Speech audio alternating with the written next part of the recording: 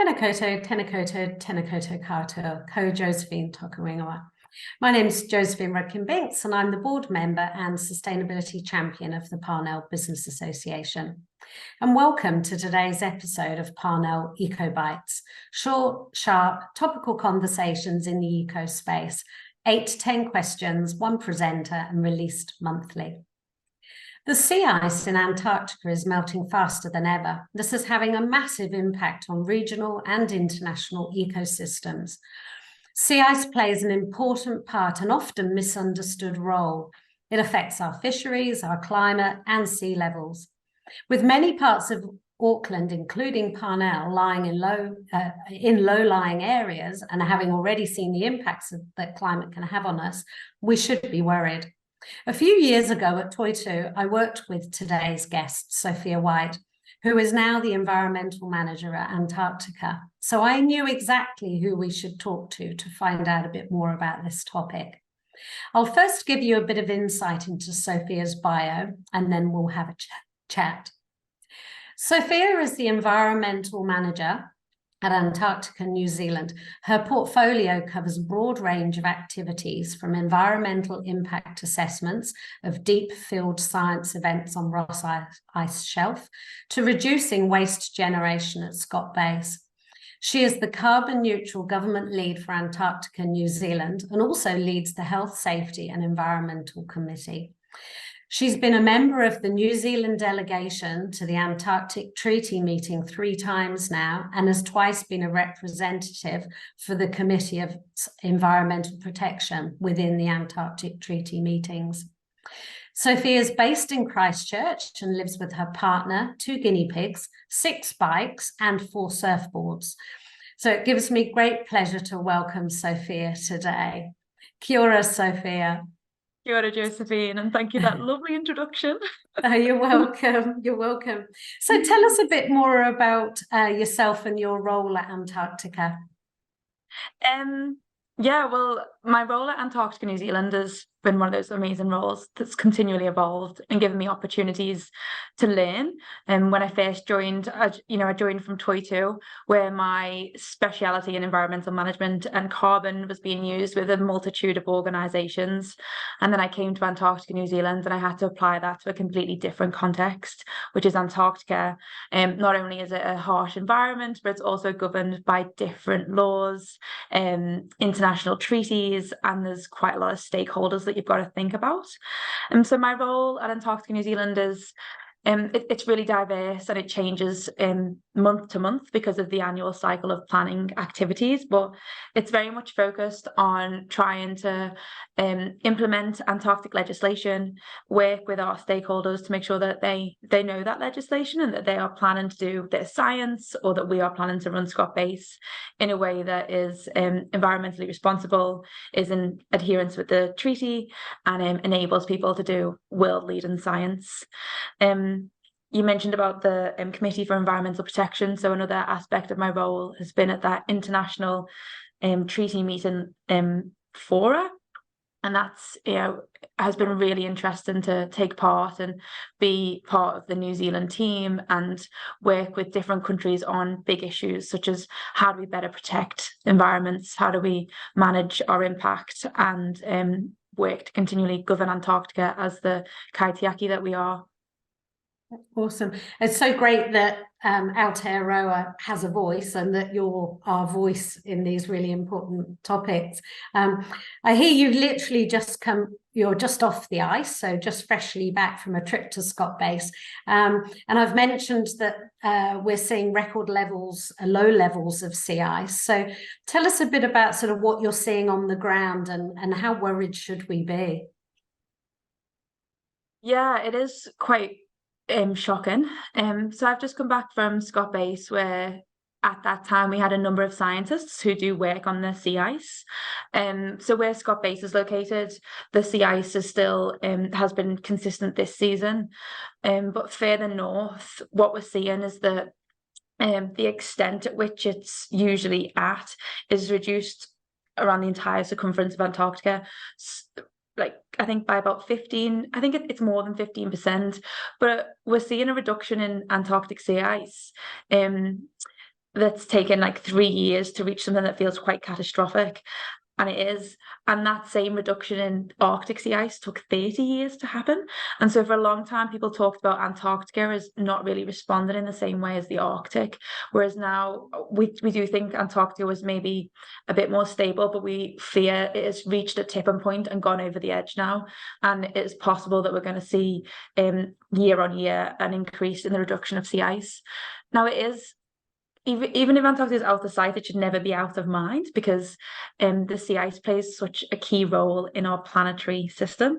Not only does it reflect the sun's rays and the UV and heat, and that kind of manages a differential of temperature between the equator, and that differential also manages the wind, and so we're seeing higher wind, stronger winds. We're also seeing an increase in the chemistry exchange between the atmosphere and the ocean, which again plays a big role in what is sequestered and what is released in terms of greenhouse gases.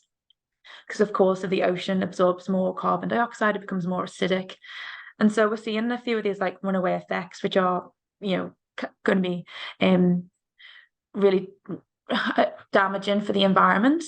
And then the other key thing is that it's a key habitat for creatures or species like emperor penguins, and it also provides habitat for algae, which is the key food source of krill, which is again a key component of the marine food web. So there's a lots of ways in which this sea ice, which people are like, sea ice, yeah, it's like this is so crucial to how our planet functions.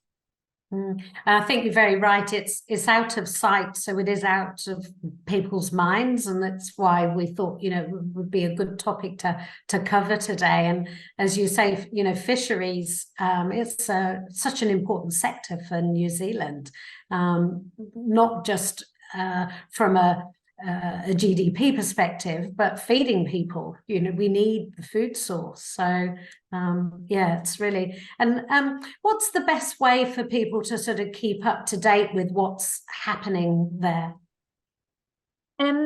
There's definitely a whole heap of ways that you can keep up to date. You can follow Antarctica New Zealand on LinkedIn and Twitter, and LinkedIn and Instagram. But there's also the Antarctic and Southern Ocean Coalition, which is a partnership of many organisations that have a stake in Antarctica and the Southern Ocean, and they share lots of updates. That's a charity. You've also got a few of our science projects that we support through the Antarctic Science Platform. That's a great website to look at for the scientific updates.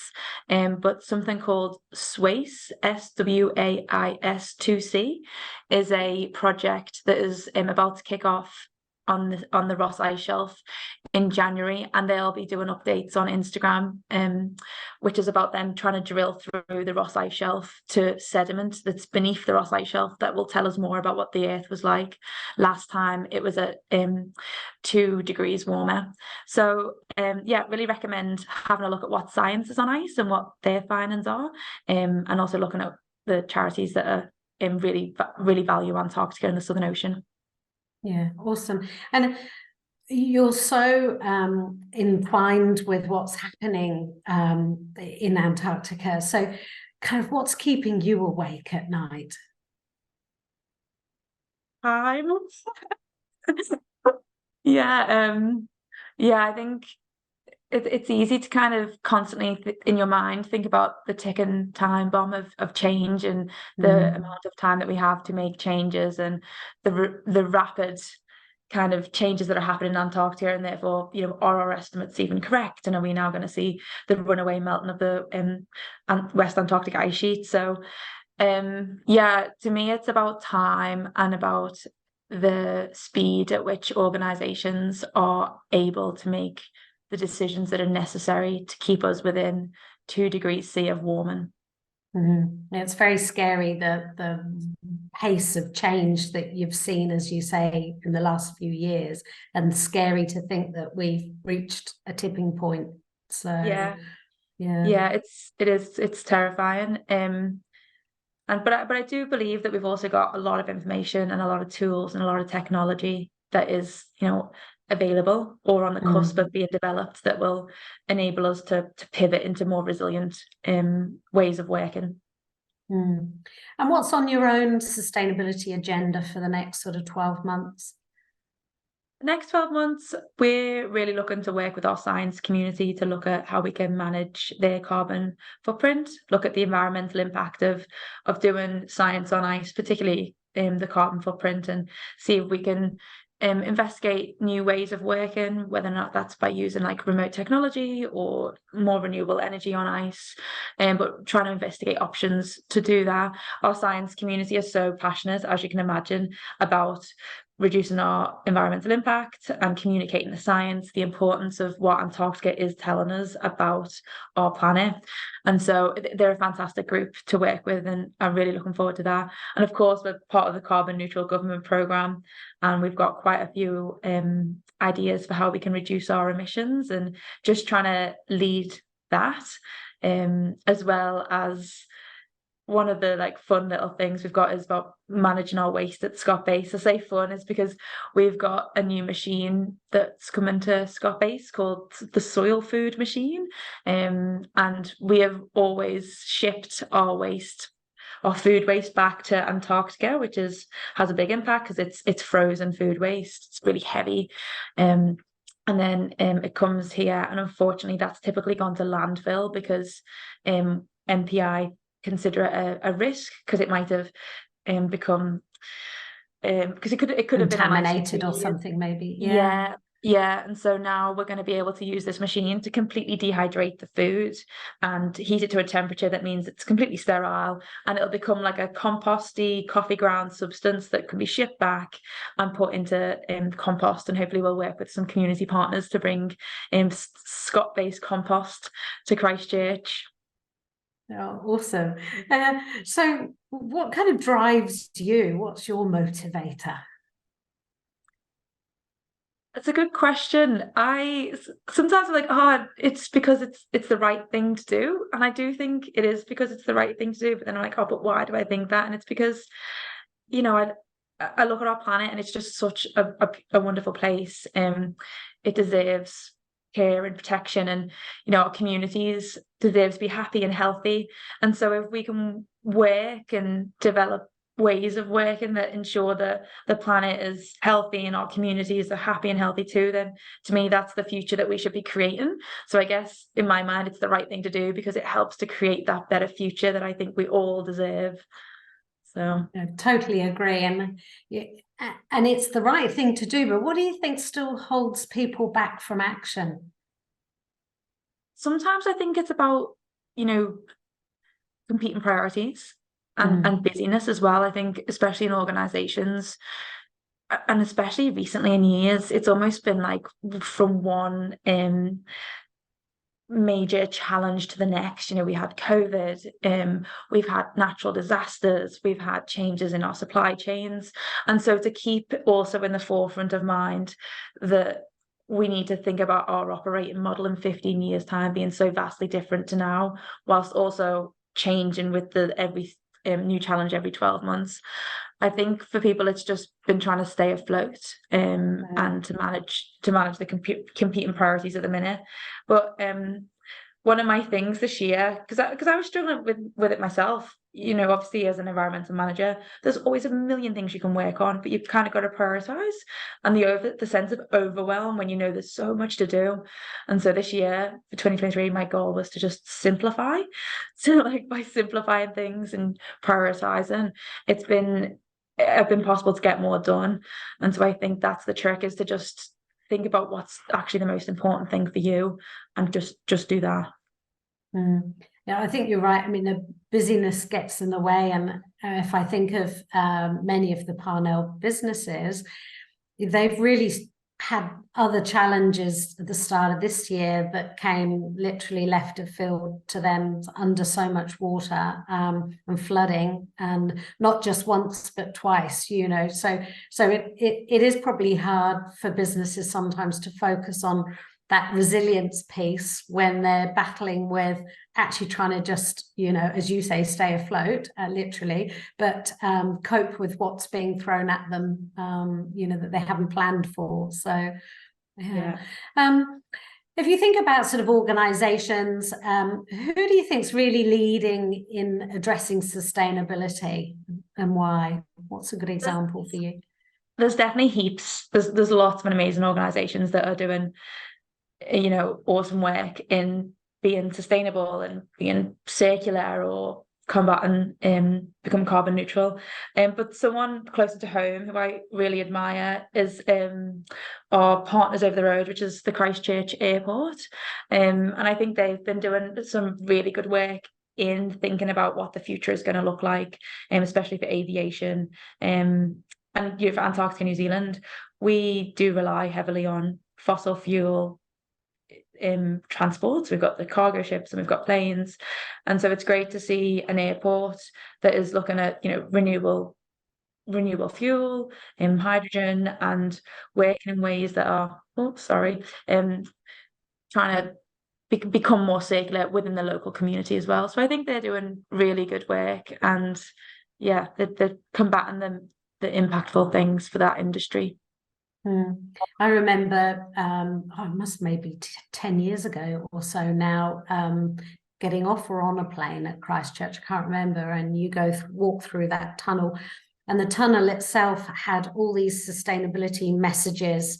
I think the airport had just gone carbon zero certified at the time, and there was all these, and you think, you know, sort of their voice is very powerful. There's a lot of people that go through the airport in a day, and they've got a wonderful wall as well, with all the things that the airport's doing. So I think that's a great example.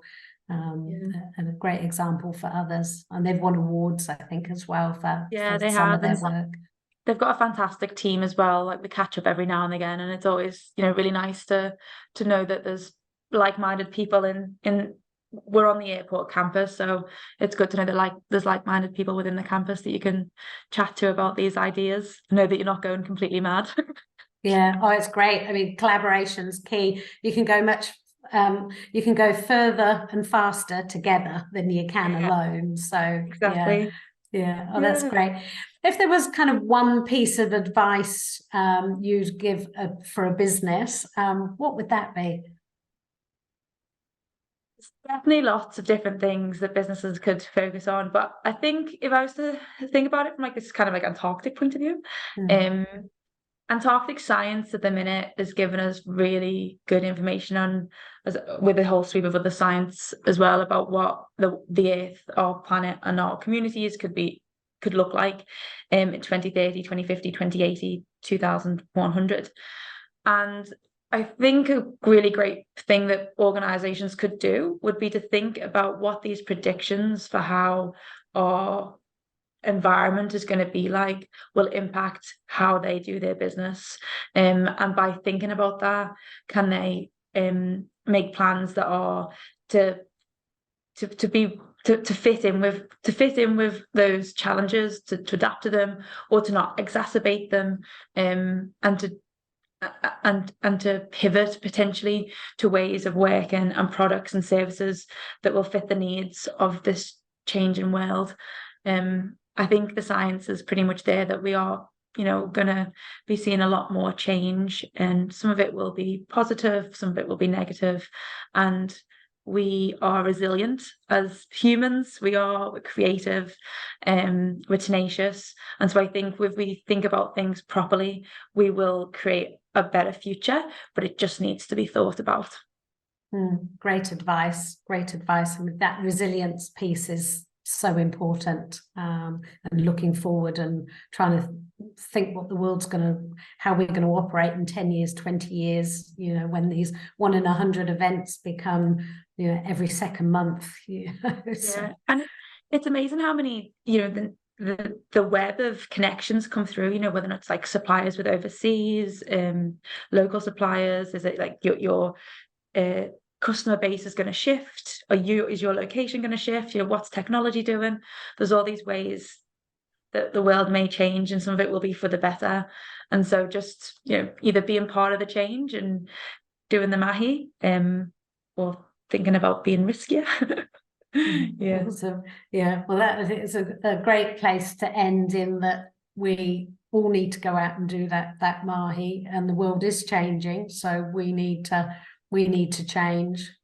So thanks so much, Sophia, sharing your insights with us today. It's been great, and we'll make sure that we share all the links so that people can keep updated on what's happening with the sea ice. And so great to bring this really important topic to everybody today. So thanks so much for your time. Well, thank you for having me, Josephine.